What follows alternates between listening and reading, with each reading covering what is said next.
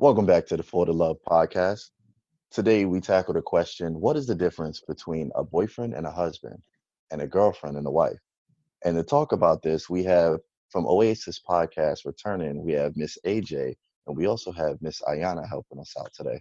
So ladies, let's tackle that a little bit. What's your thought process on this? Yo, you and that Al Roker shit? Jesus Christ. Leave that man alone. That was his professional voice. That was really good. That was You good. did a good job. I feel like I was on some official shit. That was good. Yeah. Thank you for that. We appreciate that intro.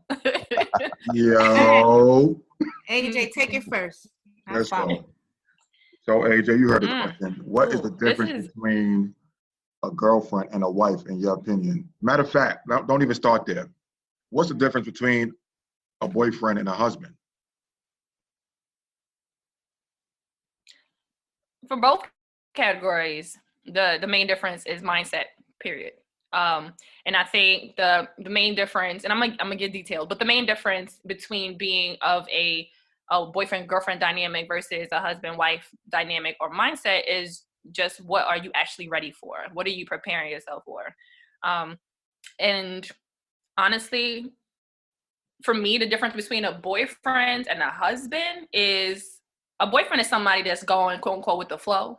Someone that is just, they have real no end goal. They just know I like you and we chilling, we vibing, sex is good, we cool, Whereas I think a husband comes into the dynamic off the jump with the mindset of, okay, before I commit to this person, I need to make sure that she's exactly what I want because I know I want a family. I know I want a commitment. And so off the jump, the mindsets going into it are different already. I agree and disagree, just off the fact that even as a boyfriend, you should go in with the mindset of, I gotta make sure this is the right person I'm dealing with. Why even waste your time with somebody where you can't even plan a future, regardless if it happens or not? Just to be with somebody just to kill time, just for comfortability. I agree with that. I just think that mindset might be more of because we're in our 30s, because in our 20s, I don't think we were thinking like that, to be honest.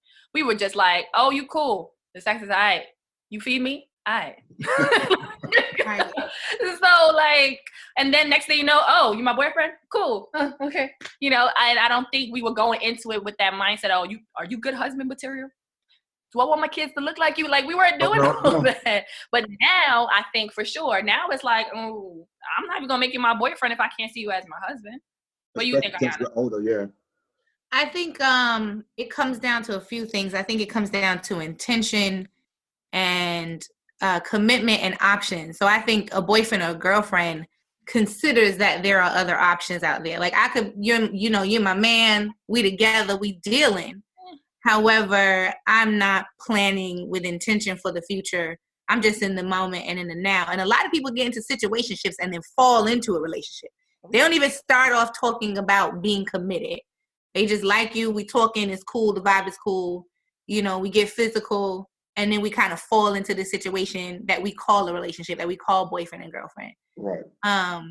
And I think somebody who has the intention of marriage is looking at a trait of somebody who can be a life partner. I think a wife and a husband is a helpmate. So somebody that is my life partner and a helpmate is somebody that is going to add value to my life and we're going to build together. And I don't think some situationships that kind of call themselves boyfriend and girlfriend have that same thought. It's kind of like, oh, I'm going to get my benefit from it right now. This is my intention right now. This is my right now. But there's always room for an option. So let me ask a question. Do you think that you can be with somebody and have all of those things that y'all are discussing and not be married, but still be considered husband and wife material? Absolutely. Honestly, my first answer was going to be the difference between a boyfriend and a husband is a marriage license, to be honest, because I believe that marriage isn't the end all be all of a marker of a successful and sustainable relationship. I think that a lot of people sit in that like, oh, marriage is the goal to try and get. But for some people, marriage isn't what they want, and marriage isn't what they're ascribing for, but they still have very lasting and meaningful relationships with their partner. They just don't have a marriage license. So I think you can have all the aspects of a life partner without having a marriage license with that person. I agree to a degree, I guess.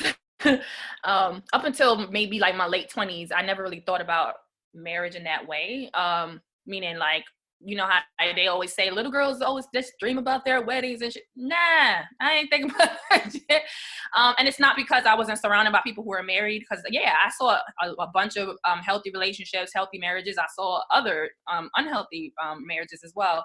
So it was never in my head like, yeah, that's what I'm aspiring for. But it wasn't until my mid-20s where I kind of was like, you know what? I think this is a goal that I want to aspire to. And it was solely when I really shifted my mindset to think about, I want to build wealth.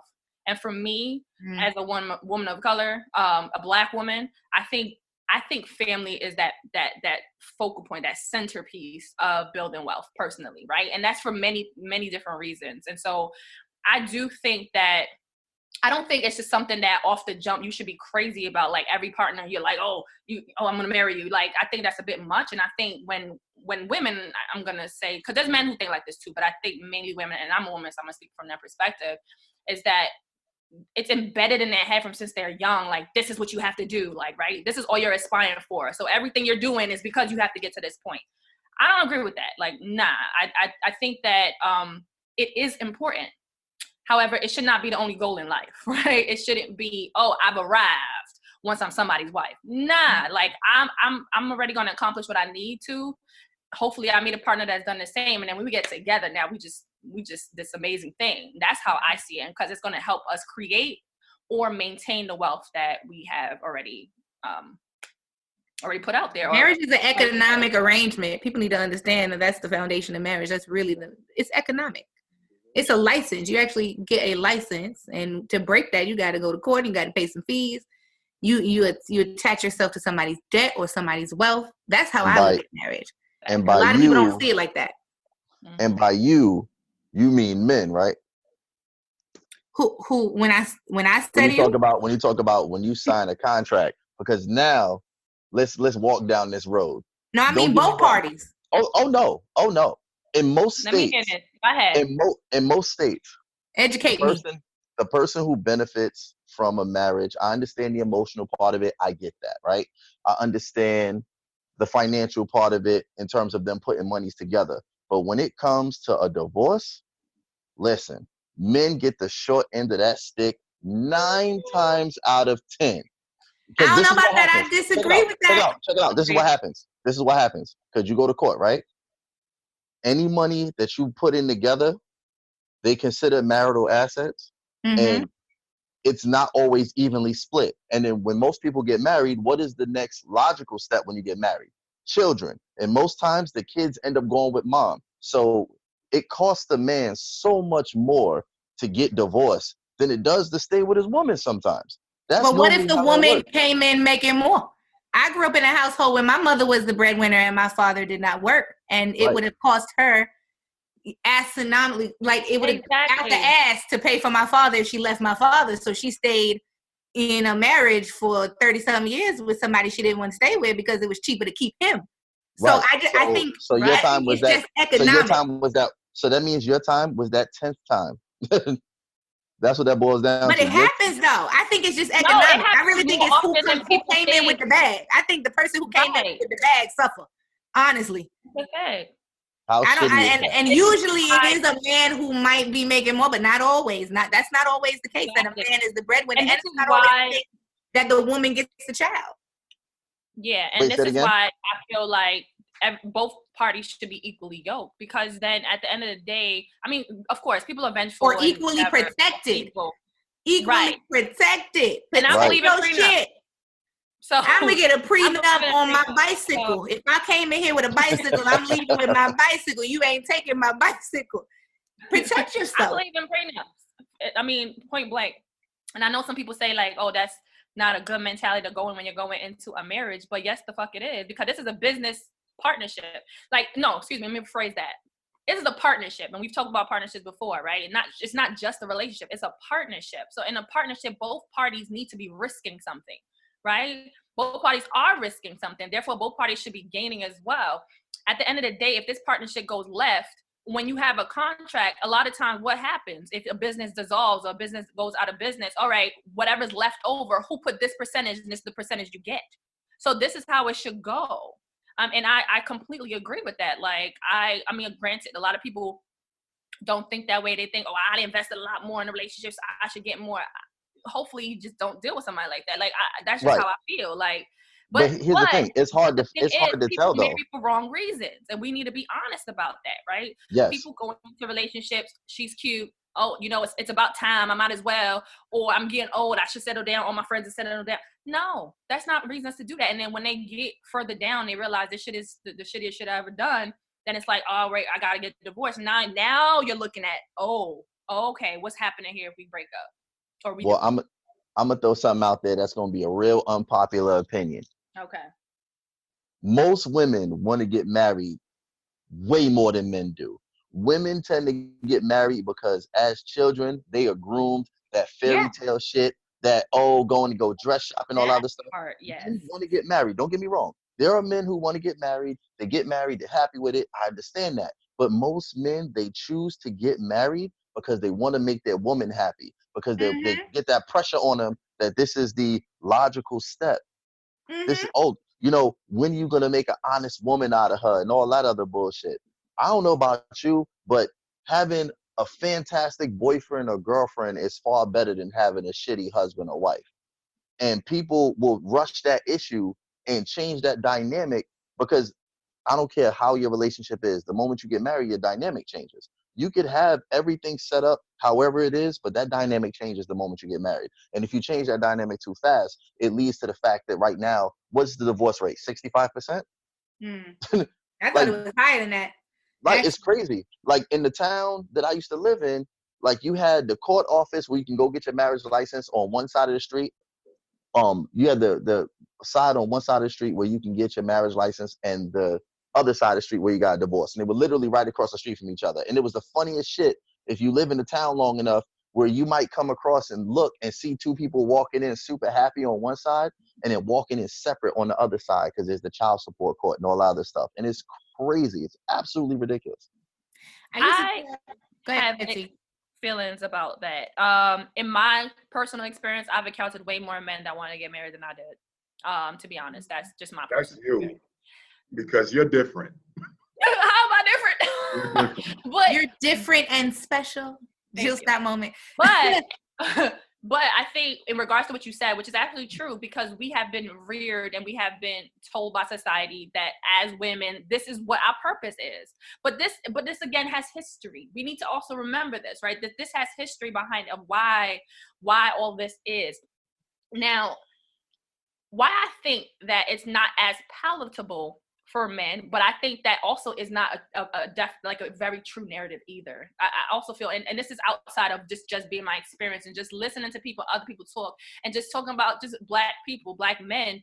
That's not true. And I think that's in a way a false narrative that's being spread, that they don't want to be married. I think they do want to be married. They just want to make sure they're ready for marriage. They want to make sure they're prepared for marriage. And a lot of people don't feel they're prepared. So therefore they're going to put out the message of, I don't want to do it. When in reality, he really wants to say, I don't want to do it yet because I ain't got the money. I don't have the means. I don't think I'm ready. So let's go a step further than that. So yes, I agree to that. And it's also the fact that they don't want the consequences of marriage, because in a lot of cases there are. Now, you mentioned it because I was talking about a broad spectrum of people, just all men, all women. But since we're going to, narrow it down to black men and black women, cool. So let's go a step further. We could talk about the fact that, like, it's almost encouraged to have a single mom household. Right. Well, you can talk about the dismantling of the black family in the historical context of that. We understand. Right. It makes it scary. How that plays into it. But even globally, single women are not celebrated. I'm going to tell you now, we are the highest taxpayers because we ain't got a husband attached to us. So we don't get no benefit. Single women don't get a single man is a bachelor, a single woman. Yeah. Something's And if you wrong ain't with her. got I'm no kids, 33. Somebody's looking at me like, you ain't got no kids, you ain't got no husband. What's wrong with you? Mhm. What's wrong with you? You could be 33 and you that dude because you single and you out here living. So, All right, so hold up. So let's go a That's step. very true. Hold up. So let's go. Since you want to go there, then let's look at the flip side of that. The fact that if you are a single man and you tell somebody that you have a kid, if you say you have more than one kid, do you know what the first question you get? How many mothers? Yeah. Yeah. How fucked up is that? Why is that fucked up? You don't meet a woman and she tells you she got kids. You're not gonna ask her how many kids and then how many dads. If a woman You tells me should she be That's a has, doing an rude question assessment. to ask. That's an assessment. That's important. nah. If you meet somebody and you meet a woman and she tells you she has 2 kids, most men do not say how many dads. They might be thinking it, but they don't ask it. That's a question that as they're talking and they're finding out about your past, they're gonna go to it. But That's not true. women being like, oh, how many I think dads? we're gonna have to take a I'm poll on offended that. like a motherfucker on that one. we need a poll. Yeah, we're gonna do a poll Nell on said that. we need a poll. Yeah, I mean, I'm that's gonna say a whole this. other topic too, but that's not true. I can only speak for That's a myself. whole other podcast, I think. I ain't asking how many mothers. I might ask how many kids you got. If you say you're a father, I'm gonna ask how many kids you got. And if that you makes say sense.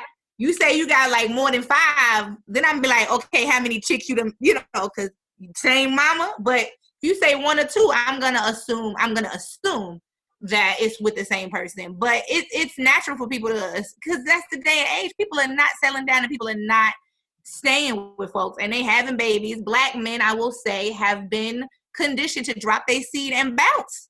And that is a part of the dismantling of the Black family. Hold up. Wait a minute. Hold on. If we're going to go down that road. Wait, hold on. Drop their seed and bounce. I don't think that we're conditioned. We're portrayed that way.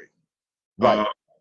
The men that are there for their kids, doing what they have to do as a father, we're not as celebrated as mothers. Right. I agree with that. So society portrays the Black man as a deadbeat, having kids here and there, and going to the store and not showing up for 18 years. Right. Hold up. We can go. Necessarily We true. can go a step further than that. And I'm about to say something that's gonna piss a lot of people off. Listen, women be contrary like a motherfucker. I know a lot of females who have men in their life who want to be around the kids, and the women use them kids as a weapon and keep them away from them.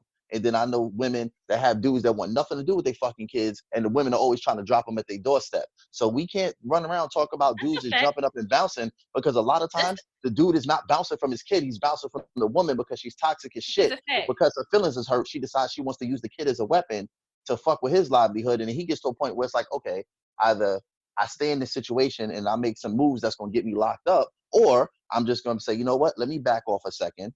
When my kids get older, I'm going to have a conversation with them and explain what's going on when they're old enough to understand what's going on. Because it doesn't do the kid any good if they see their parents fighting all the time, and then the one parent doing some bullshit. No, you're absolutely right. But again, I've also encountered a lot of men who have got shitty baby moms, and they be the sole person taking care of their kid, the sole guardian too. So again, there's always period. Opposite and I think narratives. It's wrong to assume that just because you're a woman, you're going to be a great mom, and just because you a Black father, that you don't want to be in your child's life, right? That both of those things, I think, should just be thrown out. However, what I do want to add, just tying it to the topic, is that I think the narrative would be very different if, just like women are like pushed and I guess bred to, you got to be a wife, that if men are also from young around healthy relationships, they see their fathers as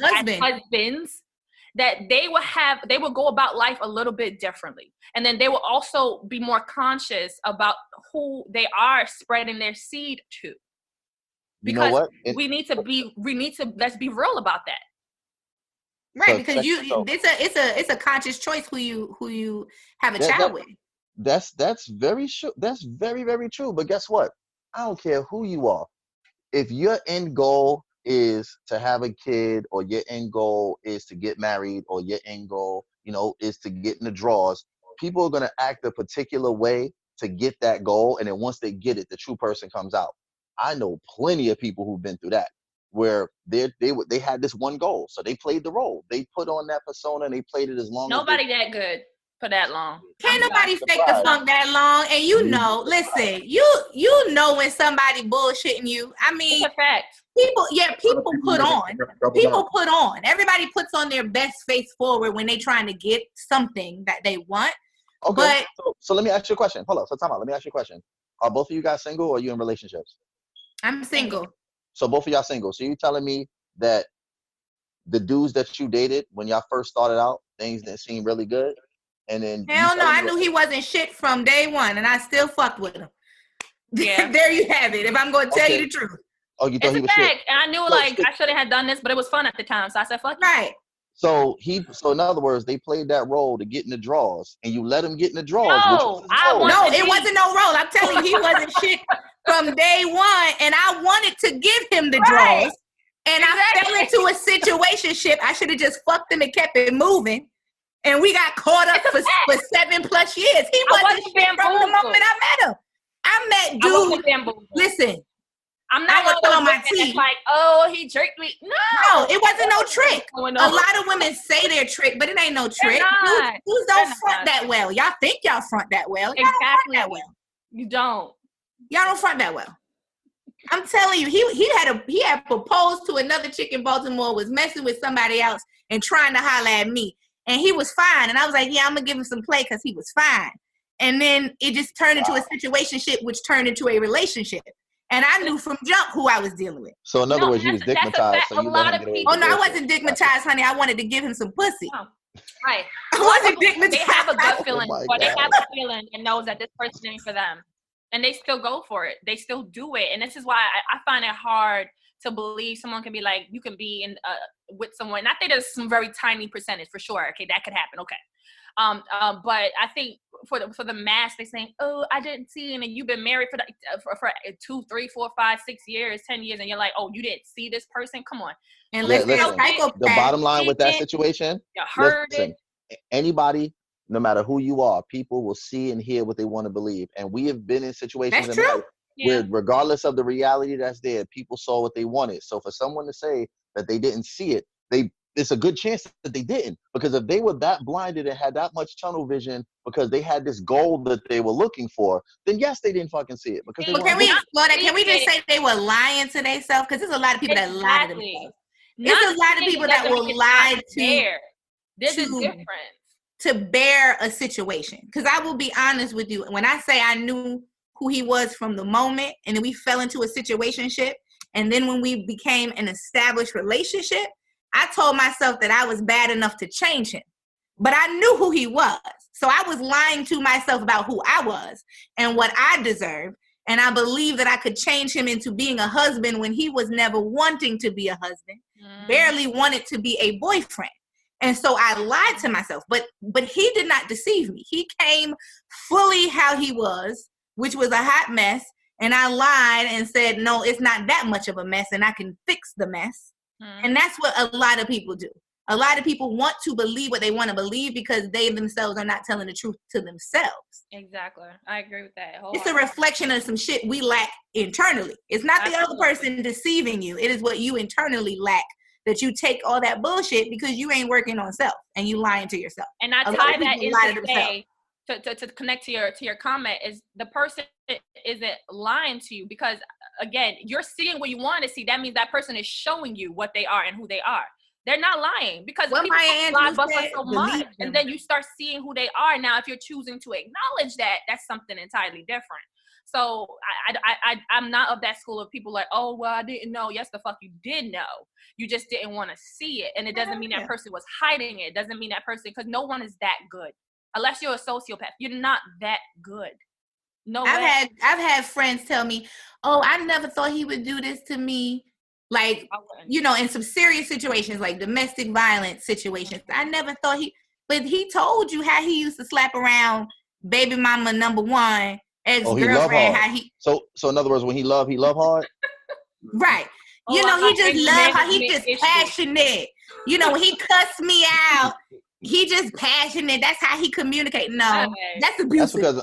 That's because unfortunately a lot of girls like that conflict for some reason. It don't make no sense. That shit is unhealthy. But if a dude don't get that conflict, they learn this.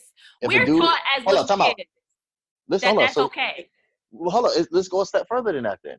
In most cases, if a dude is nice all the time and not giving y'all no conflict, y'all gonna convince yourself that it's either not Disagree. real. I love me a boring relationship. You either gonna think it's not good, or it's not real, or it's not gonna be exciting, or y'all gonna take it like he's a sucker. And then when they flip out, then you be like, oh my God, I love him. Like, why did he have to flip Nah, out? chill. That sounds like a toxic, young-minded, stupid young lady. Listen, I like a dude bring home the mail. Hey, baby, how you doing?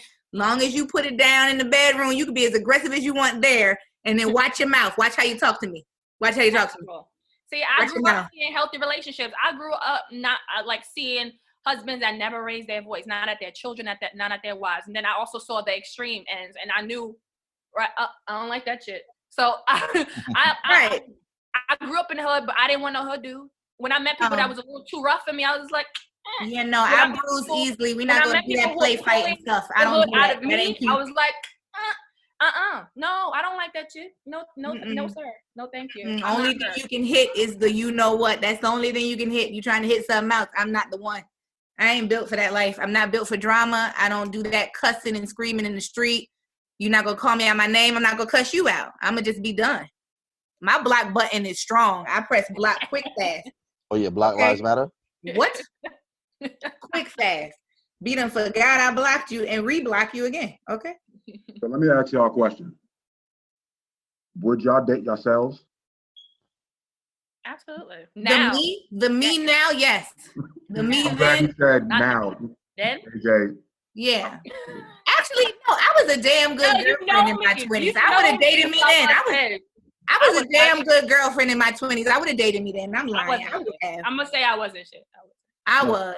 I did too much. I did too much for somebody. That's something else that women. I had a big heart. I always had a big heart, but how I went about things was not the healthiest, and that's because I had to deal with my trauma, and I didn't deal with it the best way. Like, I made people connected with me, and they cared about me, and all that other good shit, because I was a good person deep inside, but I didn't go about it the right way, and that's because I had so much programming that I had to completely removed. Literally, like, I had uncle from since I was like in elementary school. I ain't know nothing about no damn relationships.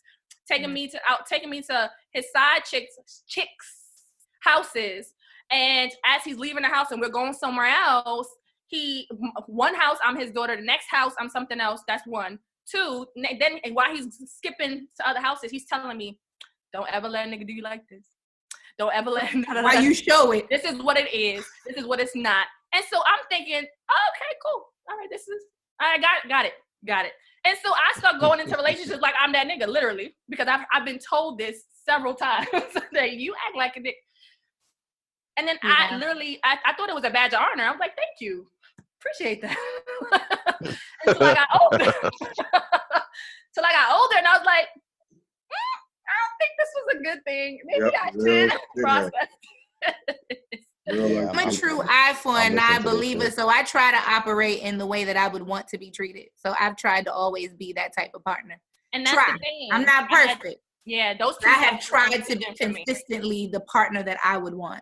So if I had to answer that question, it would be yes. And then it was that programming that would always like fight itself. So. Like, I know I'm an asshole. I'm a great guy, but yeah, I'm an asshole. I understand that. I'm very self-aware. You're an asshole when you want to be. Not when you want to be. You're an asshole when you feel you're not getting your way, but you're not really an asshole. Listen, I'm a great guy. Like, that whole quote-unquote husband package, I'm pretty aware and pretty confident I could be that. But you don't give everybody your entire repertoire. They basically got to earn it. That's smart. Can you say that for the people in the back? that they got to earn it. That is what I did. Nobody told me that. Yeah. So my wife, mama, therapist, priest, doctor, lawyer.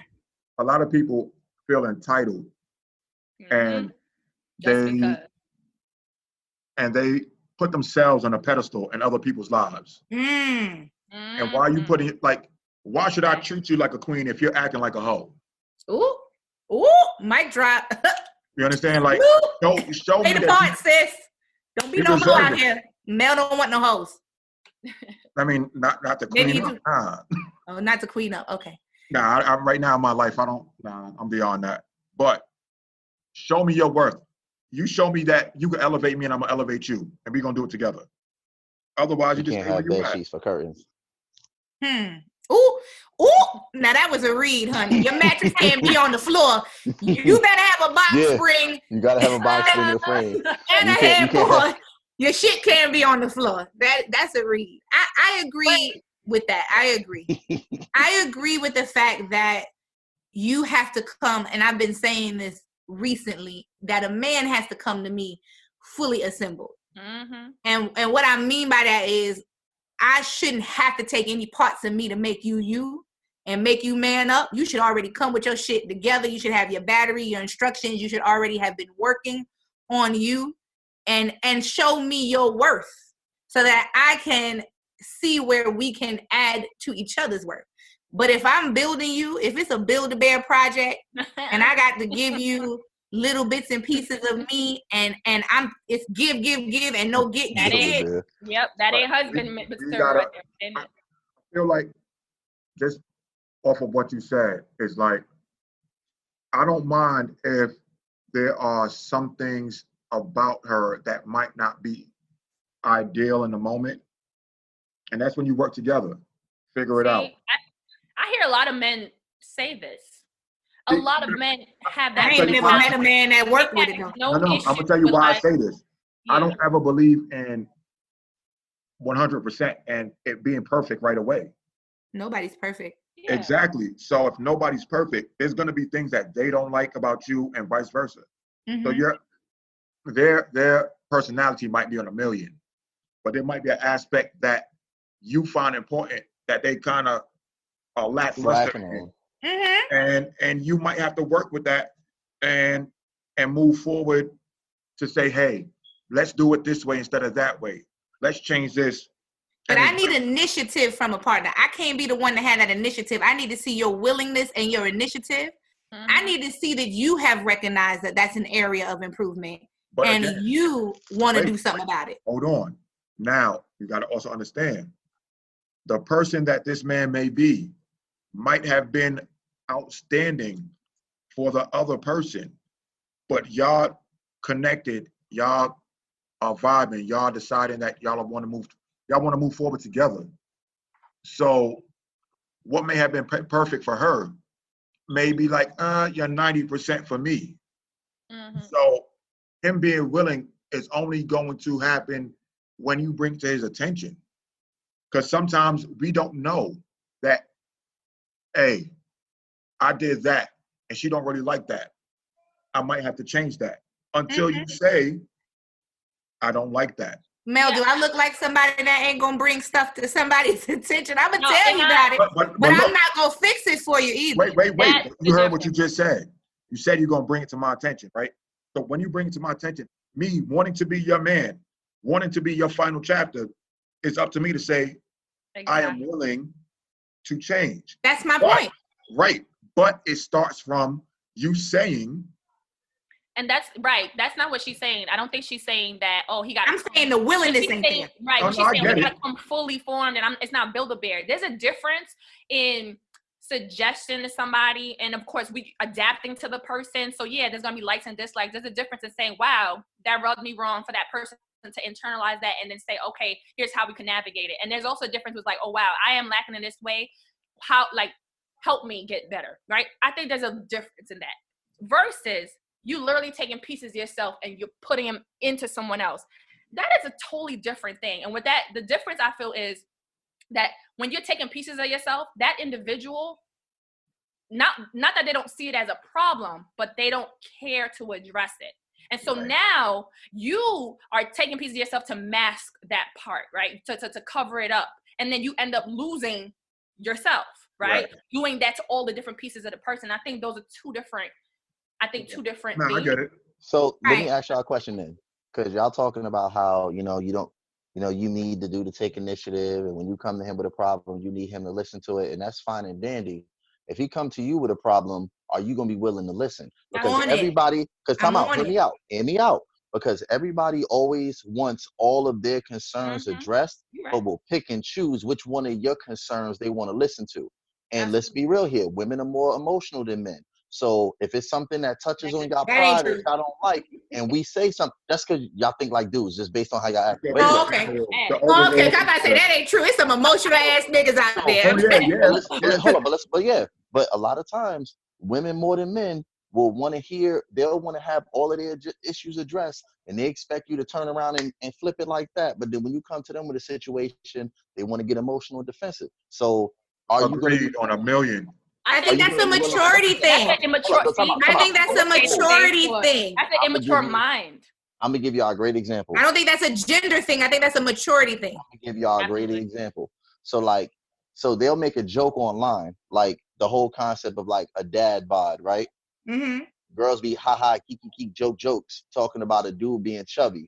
But the first time a dude say something about an extra roll on y'all motherfuckers, then everybody's like, oh, you fat shaming. Now everybody is up in an uproar because you said the exact same thing to a female that she might have said to another dude that everybody found funny when she said it to him. But when he said it to her, now you in your feelings. Here's what I'm going to point out in what you just said. You said that once somebody does it to the female, then here goes one of y'all. Men have the opportunity to do the same thing. But you know why we don't? Why? Because it's stupid. If you're that's not true. Not all men think that. The problem is, if you point out, men internalize those things and they manifest in different parts of their lives. Check it out. Like, I'm a bigger dude, right? So if you point out to me, hey, yo, Rich, you kind of chubby. I'm like, you right. I look in the mirror. I've seen it.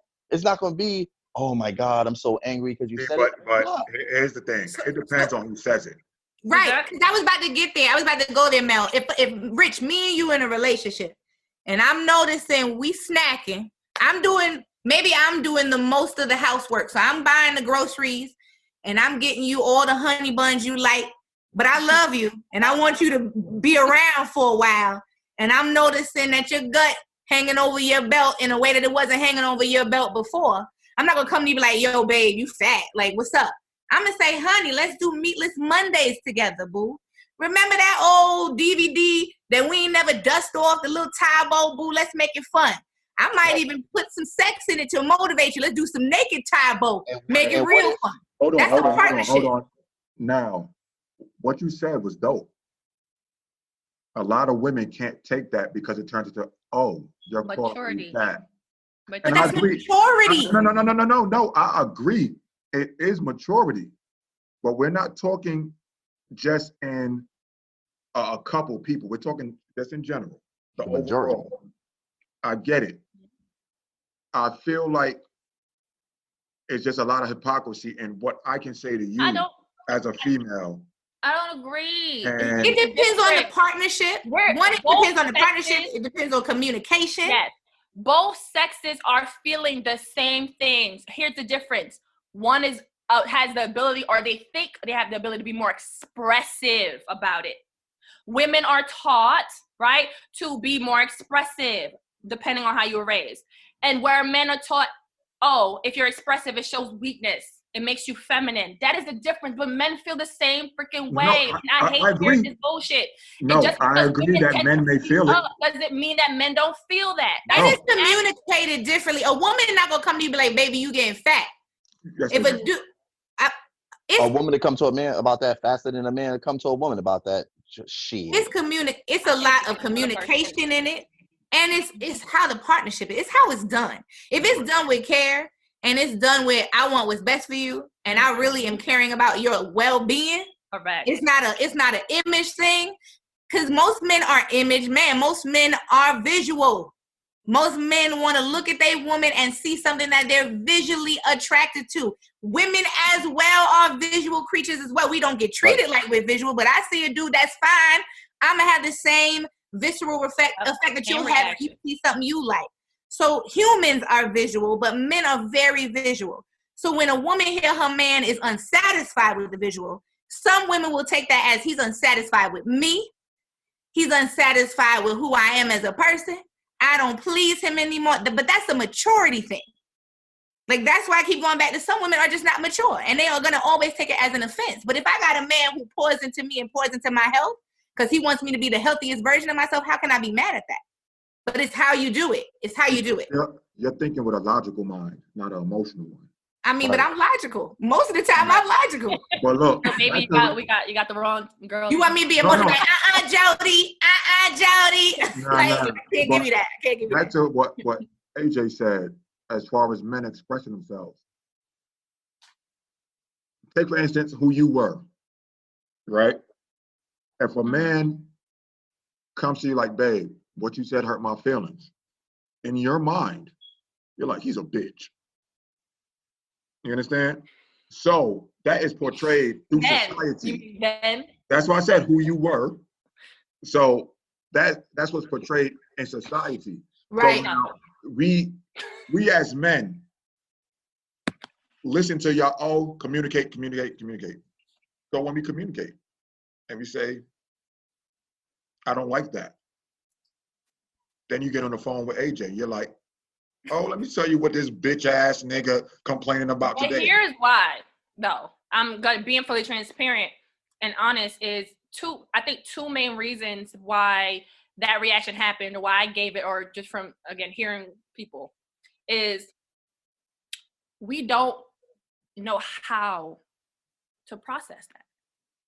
The person is coming to you and saying, you know what, you hurt my feelings. And our initial reaction is to be like, fuck that. But in actuality, it doesn't mean it went somewhere and disappeared. It's still sitting in us, but we don't know how to process it. So what do we do? What do humans do when there's something that makes them uncomfortable? When it's something they don't understand? They disregard it.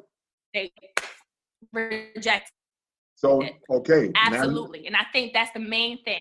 And when I was getting influx of men telling me their feelings and emotions, I was just like, I don't know what the fuck to do with that. And you know why? Because I didn't know how to do my own shit. Right. I'm gonna pose this to you though, in the same way that a woman would disregard it like you was a bitch ass nigga, men will disregard it like, man, fuck that bitch. I'm gonna still do what I want to do. No, but here's what I'm saying though. Now I bring this to your attention that I'm bothered.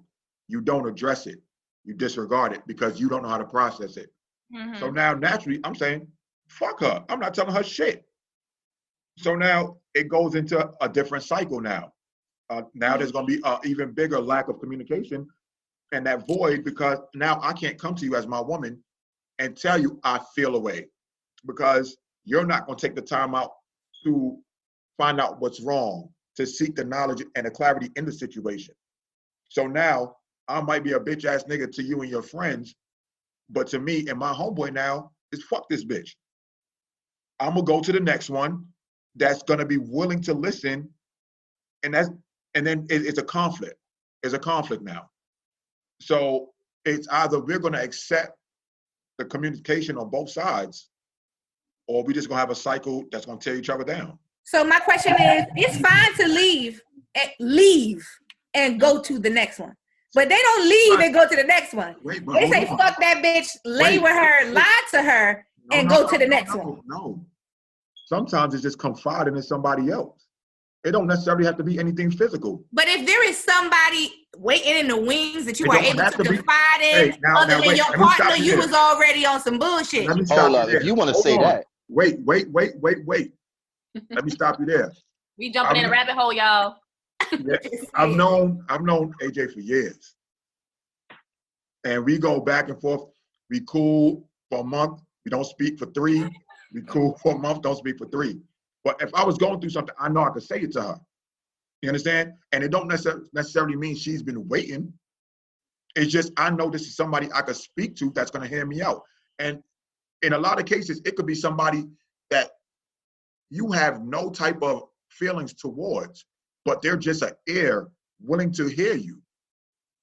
And everybody always has counsel in friendship. You have a friend you could go to, you can turn to, but when you can't say it to your partner and you run to that outside source, that's the breakdown in the relationship. That's the problem. But again, like I always say, that was the lack of communication. Society made this acceptable for women not to know how to be women nowadays, and men not to know how to be men nowadays. What does that mean? Explore that. What does being a woman mean? I'm gonna tell you, if me and you together, and I can't have faith in communicating with you as a man, being in pain, being hurt, knowing that you're gonna hold me down, have my back, and not judge me. Word. What does hold you down, have your back look like? Okay, you say something to me. You disregard how I feel. You don't address how I feel. Because fine, maybe as AJ said, you don't know how to process this. So instead of exploring it and trying to find some sort of clarity in a situation to put me at ease, you just let it go and try to brush it off so you don't have to have a further conversation about it. That's part of being a partner, a woman. A partner, not a woman. Hey, but guess what? I only can speak for myself as a man towards a woman. Right. I can't say what the next man should do to that next woman. But me towards my woman, I want her to be able to console me when I need it. Okay. And you want to be able to console when she needs it as a partner. Right. Because what you're describing is a partnership, not a woman's job. It's not a woman's job. Why not? It's a person's job. Why not? It's a person's job. It's both parties in the relationship. But for him, it would be a woman because that's who he'd be dating. No. Do you understand what I'm saying? It is her responsibility to give that to you. Yes. As it is your responsibility to give it to her. So it's a partner's responsibility. But the question that you asked him, a man not being a man and a woman not being a woman. So regardless, as a woman, men and women are people. You have a job description to fill for whomever you decide to be with. And I'm asking, what is that job description? Because I want to know how you define being a woman. It depends for each person. My mother set a high standard for women, period. My mother set a high standard for women, period. So I'm not looking for my mother in the next woman, but there's certain things I will not tolerate or accept a woman not do. A fucking filthy house. Okay. And both of us make it filthy, but the woman has to clean it. No. I clean up after myself. Okay. You understand? So just growing up, my mother never let anything sit in the kitchen. Even if a fork, she would not go to bed if there was a fork left in the sink. Got it. Me, as an adult, I will not go to bed if there's stuff in the sink. Love it. But once you get a woman, the woman got to make sure ain't shit in the sink. No. Now listen. Let me hold on. Let me finish this. I'm just trying to understand. I'm gonna go. Listen. So now we're together, right? You cook. I'm gonna clean. Okay. So now, if you're cooking for the house, you understand, and I clean up after that because you cook for the house. Yeah. If you go in the motherfucking sink, the fridge to get ice cream for yourself, don't leave that shit in the sink for me. Clean that shit up. Okay. You left that. There are women that are that plates and pots and everything build up. That's disgusting to me. Right. I feel as a woman, you should have pride in your household. And I feel as a person, you should have pride in your household. I feel anybody who got a household should keep their shit clean. I'm gonna tell you honestly, that's true. But again, I'm speaking from a real aspect of a woman. If I come to a woman's house, I would like it to smell good and not like. If you go to Rich house, his house could smell like corn chips and salty balls. You'd be good with that because he a dude. Hold up, time out. Watch your mouth. My house is always fantastic. I believe it, Rich. I would just use it as an example. I believe you. I can see you got candles in the back. I like your decor. I wasn't trying to come for you. But listen to what I'm saying, though. If I went to Rich house and his house would stink, I'm like, dude, what the fuck you doing? Right. Like, we don't play those games. But then you can't reduce it to being a woman keeping a clean house. A person needs to keep I'm not going by dudes' houses. I don't give a fuck what you allow. As a woman, I don't care what you allow. But me as a man, and I'm looking towards a woman, there are certain things I will not okay with. And that's just in general. You might go by your homegirl house, and your homegirl house might be like, okay. But you go to your boyfriend's house, and you're not going to sit around if that shit look all terrible. Chad, I'm not going to sit in nobody's house that's, okay. That's just me, because I don't like a dirty house. I understand that. That's just home training. Everybody wasn't raised the same. Factual. But I think, I just don't think it should be attached to sex, though. I don't think housework should be attached to a gender. I think we're interchanging.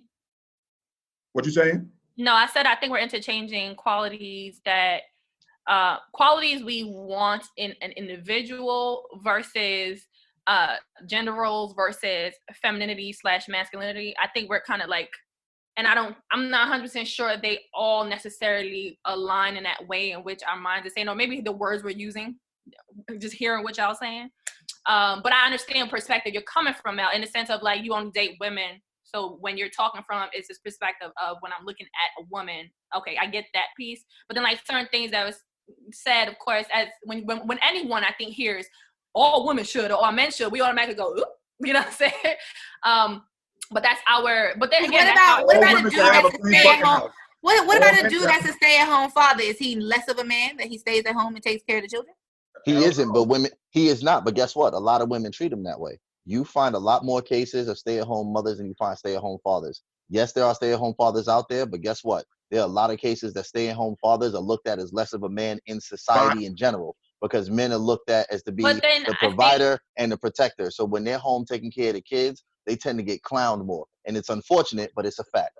I think it's about we also have to be cognizant of the point in society. Because right now, if we're talking about stay-at-home dads, ain't a whole bunch of people like, that's because everybody's staying at home. Back then, yes. Now it's different. So the point in society is also relevant, right? And it's so. And then I think that also ties into even the concepts that we're talking about what a girlfriend is, what a boyfriend is, versus what a husband and wife. Because back in the day, the purpose of a husband and wife was very different to what it is now. And let's be realistic. Yes, it used to be a business transaction, right? A family would marry off their child, would be like, okay, you're betrothed to this person because we need the wealth. We need our families to combine because we need the wealth, right? And then it started moving to, okay, well, the men were the breadwinners, and so you have to attach yourself to a man so that you can start your family, so that you can then create a life, because as a woman you wasn't able to work or whatever. And again, I'm talking about historically, I'm not necessarily talking about black people, right?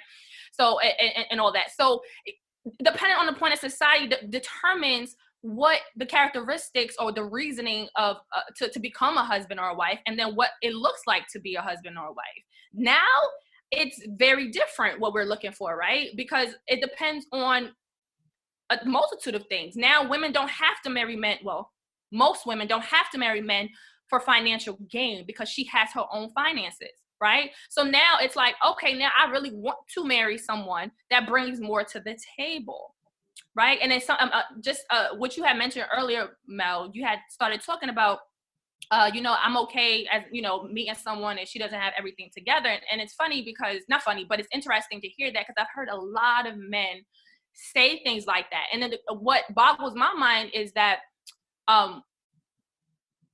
there's that mindset of like, okay, she doesn't have to have everything, and I'm willing to take her seriously. I'm willing to further the relationship. But then where does that get you, right? How often does that work out in y'all favor? But then it's frowned upon if we're saying as a woman, you know what, I want this man to come to the table with a lot more. I don't want to have to pour into them that much. And then it's frowned upon for us to do that. And to me, it's really just about your experience. A lot of men like women who are not necessarily where they are, maybe in regards to they don't care about it being equal. And that's because I think society tells you that's okay, right? It's okay for the woman not to have everything. But then think about this. It creates more issues down the road when she doesn't, right? Because then when you get divorced, guess what happens? She taking your shit, right? Because now you have given her a lifestyle because you've been sustaining her, right?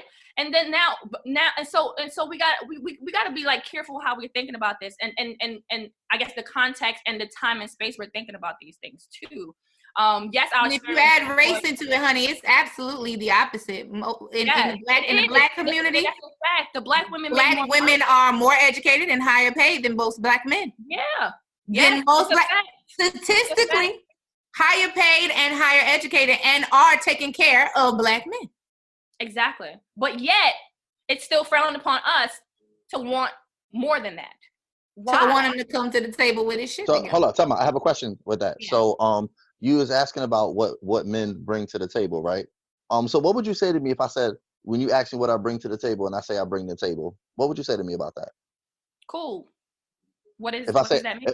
If I say I bring the table to the table, you'd be confused, right? I probably say I'm bringing my table too. Shit. No, I would inquire further. Because I'm still trying to figure out what the fuck that means. How do you bring? I don't know what you bring to the table. That's cliche. It's basically what do you have to offer in this deal? Right. That's a business term. What you bring to the table is what you put on the table to offer in this deal. Right. And so when you say you bring the table, would you go to a business deal and tell them you bring the table? No, I would say I am the deal. That's basically when you say I bring the table, that means I am the deal. Ain't nobody signing that shit. That's what people say when they mean that. When people say I am the table, I bring the table, that means they are the deal. And I ask you what you bring to the table, and you tell me I am the table. I'm gonna thank you for your time and tell you to leave the bottle of water that I was gonna give you. Leave that bitch on the table. Right. Open it. No, you're absolutely right. But no, you're right in saying that, right? You're right to be like, nah, I'm good. But the fact is some people do say that. But then when you inquire further, they can't even tell you what the fuck they talking about, right? But that's for you to inquire further. That's not for you to take it, like, oh, okay, cool, you bring the table, that's what's up. No, and I think we talked about this. I don't know if we talked about this on the podcast episode or if those conversations that Mel and I were having, but like, that's the problem. A lot of people, again, because of their lens that they see, oh, if I'm a boyfriend or if I'm this is the lens that I'm looking at things. And so it's like, okay, well now when you come to the situation and the woman already has XYZ, yes, she's going to want to know what else can you provide? Because again, when we talked about this, there's people who are looking for relationships and there's people who are looking for partnerships. If I'm looking for a partnership, you need to be bringing, right, either equally to the table or something that is going to pretty much mesh well with the skills that I have or whatever I'm bringing to the table. And so I have a problem with thinking, honestly, I have a problem with that thinking that I think that you should have yours and I should have mine. And when we get ours, we get ours. Because I think it's problematic that women expect men to take care of them. I don't need a man to pay none of my bills. Don't expect a man to pay none of my bills. That's what I go to work for. That's what I have a check for. If I cannot sustain myself, then I have a problem. Me as a person, not a woman, but me as a person have a problem if I am grown and can't sustain myself. I look for that in a man. I look for him to be able to sustain himself. And if we decide that we want to collaborate and sustain each other, that's the partnership. But I'm not going to ask him, well, which one of these bills can you pick up? Which one of these things can you maintain? However, if I'm looking for somebody that can be a helpmate and I got an issue, I got a flat tire, you should be the first person I can consider calling to help me out with my flat tire. Do I need you to do my flat tire? No. Could I pay somebody for the service? No. But if you are my man and we are in a partnership, I should be able to turn to you when you have an issue. In the same way, if you have an issue, I'd want me to be one of the first people that you consider coming to and turning to get some support. But I got my own table. I got my own groceries. I'm fixing my own food. I hope you fixing yours at your table. And then when we decide we want to put a table together, then we figure out the pieces of the table that we own. I hate when I see these memes out all the time on social media, like, oh, ladies, would you kick dude to the curb if there was one, I'm in this Black travel group, and the meme was talking about a man took this woman on a vacation and told her, pay something on the hotel stay, but he covered the flights, and then in turn had won some tickets and used the tickets he won to cover the flight. And they were like, oh, yo, he deceived her, he ain't shit, he a trash dude. And I'm like, but ain't she on the beach with flights she ain't had to pay for? Word. And I mean, sis, what does it matter where he got them tickets from? You ain't had to pay for it. You good, you straight. And who says that when he gets there and he has your ass on the beach, he's not fronting most of the bills, or he's not showering you with affection and take you. Right. Society is stupid as fuck. Period. But that's how a lot of women think. Because I was reading the comments and they was like, "Oh, hell no! He don't pay for everything." I'm like, you want your daddy? You want a sponsor? You looking for somebody to sponsor you? I think that, but that's the fact. But here's what I'm saying is that we're also, we gotta be mindful, because we're also sometimes perpetuating this, right? Because again, going back to what Mel said, say, oh, it's okay if she don't have everything, I'm still willing to try with her. So women are thinking, it's okay, I can come to the table with just some pussy and working McDonald's, pussy free, and it's pussy fine free. because he's gonna be willing to invest in me. Listen to what I'm saying. He's gonna be willing to invest in me. And so therefore they're looking for someone who can do for them.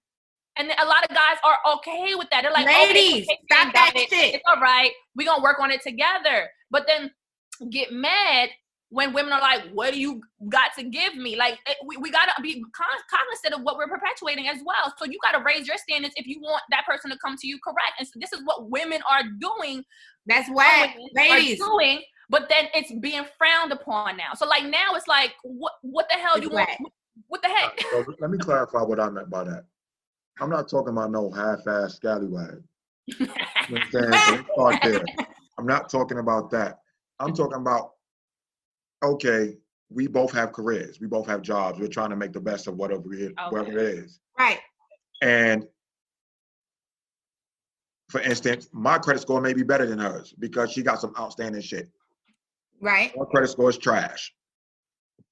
I'm willing to help you and show you how to get your credit. Not know I'm gonna front you the money to buy your Gucci shoes and shit and take care of your badass kids. No, not that.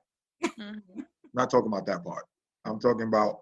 Okay, thank you for the clarification. Yeah, I'm talking about we're on a different level and we're trying to better our level rather than I'm trying to find out if you're a diamond in the rough. When you really just might be a cubit.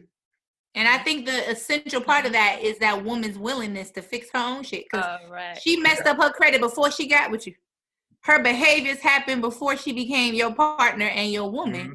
And so she has got to take the initiative to say, I want to do better. And it goes back to that word we was talking about. That willingness and that effort. Yeah, that's a fact. That's it. And I think that's what's missing in a lot of situationships and a lot of relationships is the individual effort and willingness. Everybody want their partner to do. I need you to do. I need you to be. I need you to be all you can be. I need the stars, the moon, the sun. I need you to be the freak. I need you to be the mom. I need you to be the nurse, the cook, the doctor. I need you to change my tires. I need you to take the garbage out. I need you to be a muscle man. I need you to not have no feelings and all of that. But then there is no willingness for them to be better. Right. So you have all these expectations for the other person, but there is no self-accountability and self-expectation for you to be the best partner that you're supposed to be. That's the problem.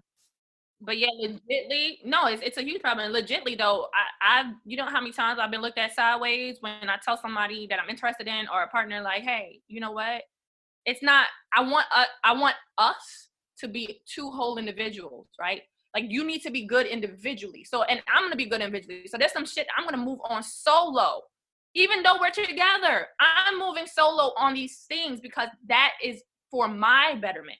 You need to move solo on things for your betterment. And at the end of the day, if we're going to be together, at the end of the day, if this is going to work out, we're going to be better for each other. But if not, we'll still individually be all right.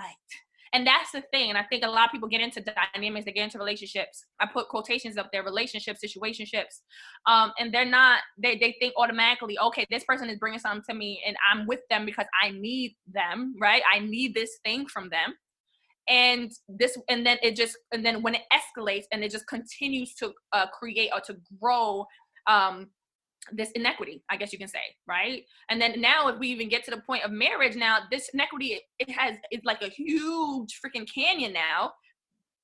And now it doesn't work out, unsurprisingly. And then now it then now puts a sour taste in both individuals' mouths about what a husband is and then what a wife is. But I think it also starts at the individual before you become a girlfriend or a boyfriend. It starts there. It starts with the mindset. It starts with the intention. It starts with what do you actually freaking want? A lot of people don't have no fucking idea what they want. No they clue. Have no fucking clue. And this shit is mind-boggling. You ask them, what do you want? And they'll sit here and tell you, oh, he gotta be tall. You know what I'm saying? Got a nice bell. He gotta be chocolate. I have light eyes. And none of that shit is gonna help you in life. Like, how's that helping you move forward, right? But then if you dig deeper, he gotta be, I gotta trust them and loyal. That's nice. Like, I think those things are great. That's great. It has to dig deeper than that. But then on the flip side, if you're too particular or you're asking for too much. Right. Like, I want a dude that can build an IKEA bookshelf because I'm not doing that shit, okay? I'm not doing that. So I need my dude to be able to put the bookshelf together and it not lean to the side. That's specific. I don't need my shit leaned to the side. I need it straight and sturdy. I want you to reinforce it. That's the type of dude I need. You don't want shit from IKEA then. I know. IKEA's trash. I'm just saying. Let me ask you a question. Certain things. Are you a wife or a girlfriend? Right now, Yeah, right now, because back then, you was a shithead. I wasn't. I could have even been somebody's girlfriend back then, to be honest with you. I love it. Nah, but right now, I can full-heartedly say that I'm very close to being wife. Close to being wife. Right. I'm definitely more than a girlfriend, but I don't know if I'm necessarily right there in life just yet. What about you, Ayanna? My answer is for the right person, I'm his wife. For the right person, I'm his wife. Makes him right. He has to want to be my partner and my life and my helpmate. He has to want to be my husband, and then I will absolutely do everything that I need to do to be his wife. So and now give let me him ask what you a he needs. question. So you being a wife depends on him, his willingness to be a husband. Yeah, I can't be a wife without somebody being a husband. I don't think you are independently anything. Like a wife, if you're a wife, then you got a husband. And I gotta be a wife to someone. I'm a good woman, period.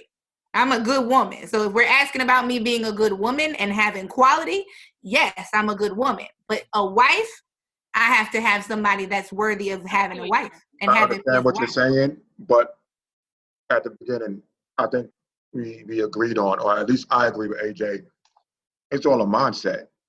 So if we're saying being a wife is that top level, it's a mindset of how you approach things.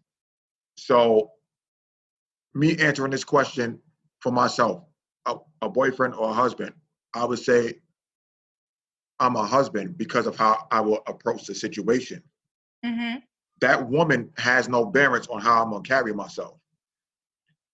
Only thing she's gonna have a bearings on is if I move forward with her. And I would say 7 years ago, I would have approached relationships like that. Like I'm gonna be a wife no matter what. But not everybody is worth me being a wife. Exactly. So if I meet somebody who's worth me being their wife, I'm absolutely wife material. No, I definitely understand that, but I'm gonna approach the situation, and your reaction or how you come back towards me in the situation determines if you, not to say earn, but if you're worth me giving more to this situation. So that's why I'm saying I could definitely be a girlfriend. If you only worth girlfriend status, I can absolutely play that way. How does that work then? If you meet somebody who's just like you, who's only going to be a husband if you're worthy of being a girlfriend, and you only going to be a wife if he's worthy of being a husband, and y'all both doing the same shit, nobody's showing each other anything because y'all waiting for the other one to show that you're ready. So how does that work? What he's saying is it's independent of the other individual. No, Mel is saying that, I think. Well, both of y'all saying that in different ways, honestly. It's independent of the other individual. So if y'all both coming into the mindset saying, I already know what it is that I am, and I already know what it is, the quality that I bring, we're not looking at the other person to show more because we're going to be living in the But his question is, let me specify. I am not looking for short-time situations. I am looking to be somebody's lifelong partner. So I will enter into relationships clear about what my intentions are. But I will pay attention to what you're giving me. And if you're giving me some temporary shit, I can either decide to stay with some temporary shit or be out the door. So you're going to come into the situation with your best foot forward. Absolutely. Presenting yourself as that woman that wants more. Absolutely. Because that's what I want. Not depending on the man. That's what I want. Right. So you're going to come in saying, listen, I'm here to be somebody's wife. But if you're going to come and half-ass it, then I'm gonna bring it down a notch. Right. I'm gonna meet you where you at, or I'm not gonna meet you at all, because I just told y'all my block button is strong. So. Right. So what you're saying is pretty much like I'm saying, but I'm not meeting you where you're at if you're not where I'm at. You understand? I got you. If I'm coming saying, listen, I'm ready for us to do this and do that and build, and you're not willing to, fuck a block button. I'm just kicking your ass off the cliff. Got So you. let me ask y'all a question then. So you talking about finding somebody that meets y'all, meets that vibe and all that good stuff. So say you find this person, y'all been together 5 or 6 years, but they don't want to sign that piece of paper. Do you then demote them to boyfriend status because they don't want to legally get married? No, because I don't necessarily agree that legal marriage defines a partnership. I said that already. So I think that's just a paper. And that's $25. A marriage license is $25 in the courthouse. I don't think that defines a lifelong partnership to have that paper and that license.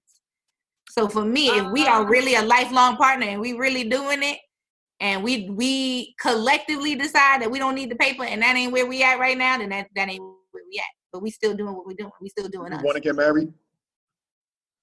It depends on what his financial outlook look like. If I find the right person that I believe. No.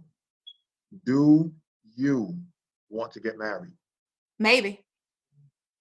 So you don't know. There's factors. There's factors in marriage. There's no factors. It's not a yes or a no answer for me. I got to know what your debt ratio look like. Look, hold on. I got to know what your genetics is like. Because you got high blood pressure? You wanting to be married don't mean you have to get married to this person or that person. It's just something that you would want to do. I want a lifelong partner. I don't necessarily want marriage. I definitely want a lifelong partner. Okay. I want somebody to do life with. Because you're saying it depends on this and that. Nah, if eventually you want a lifelong partner, a marriage, that's solely what you want. It doesn't necessarily mean that's what you need or what you're going to get, but that's solely. I just think it's two different things. I think a lifelong partner and marriage are two different things. No, whatever it is. So for me, I can't say, yes, I want marriage, but I absolutely want a lifelong partner. Okay. Because marriage is financial for me. Marriage is a contract. I agree. That there's a difference between having a life partner and then being married. I think there's a difference. I agree with that. So yes, I want somebody to do life with. I do want to be married. However, I feel like I'm also equally okay with finding a life partner, but that would also have to be something that's understood, not just like, oh, we wake up and it's 10 years later. Nah, it has to be something that's like, you know what? We do it. This is what this is. So y'all say a life partner. So let's say you invest your time, energy, finances, whatever, into this life partner, right? Are y'all familiar with the movie Acrimony? Yep. Mm-hmm. So now he's devoting himself to his dream. Y'all are not married. He decides to leave, right? Well, now you decide that you don't want to be there no more. You're tired of it. It's not moving forward. Mm-hmm. So he moves on. You move on. He finds somebody that's investing more into him. Mm-hmm. Whatever it is, he becomes a millionaire.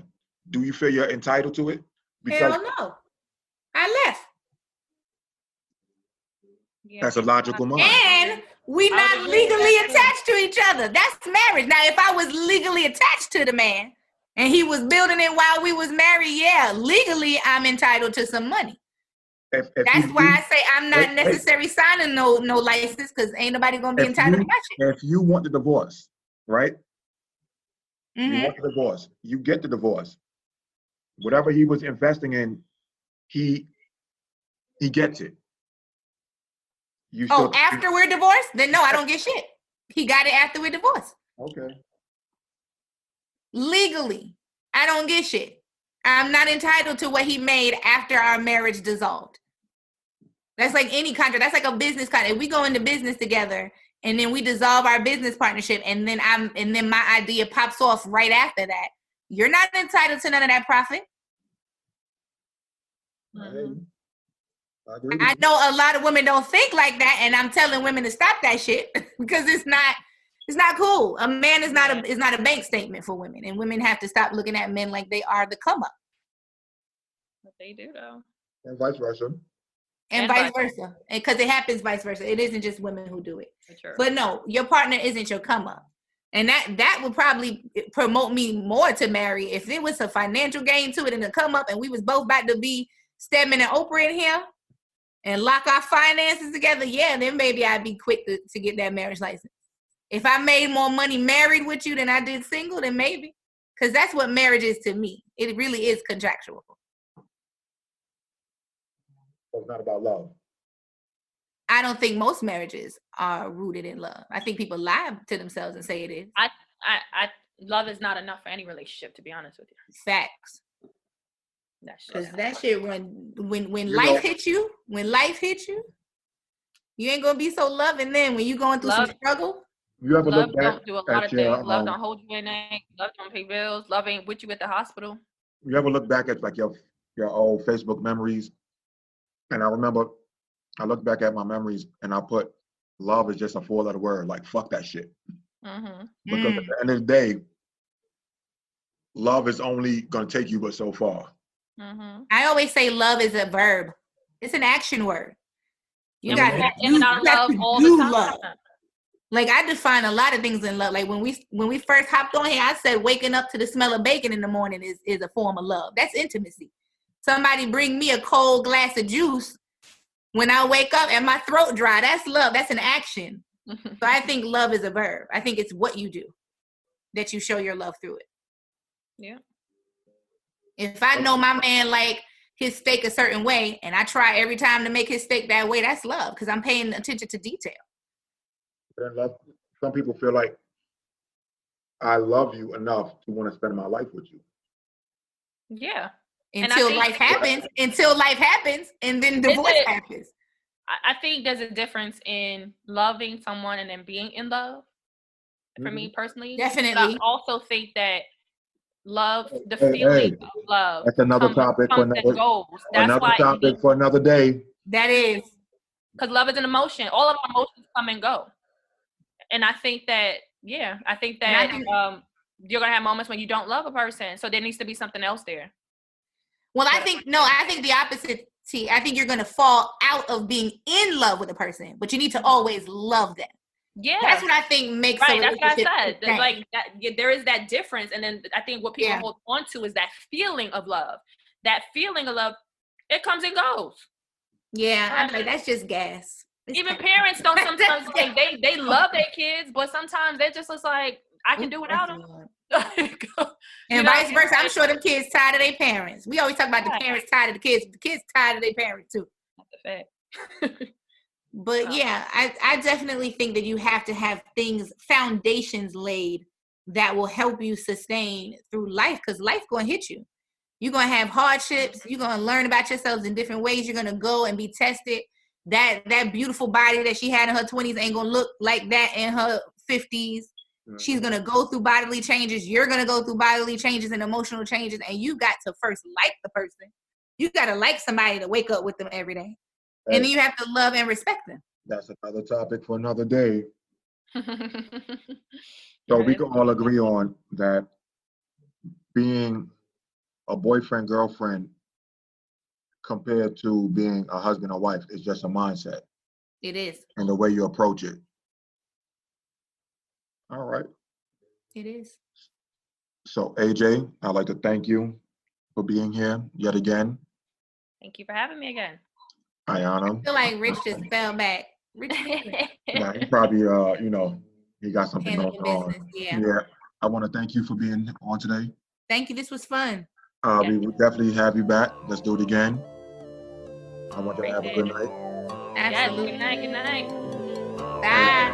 Bye. Don't forget to subscribe, share this episode, and like us on Instagram at the Oasis Podcast. If you have any questions or comments, direct message us on Instagram or email us at ajaysoasis@gmail.com. Again, that's AAYJAYSOASIS@gmail.com.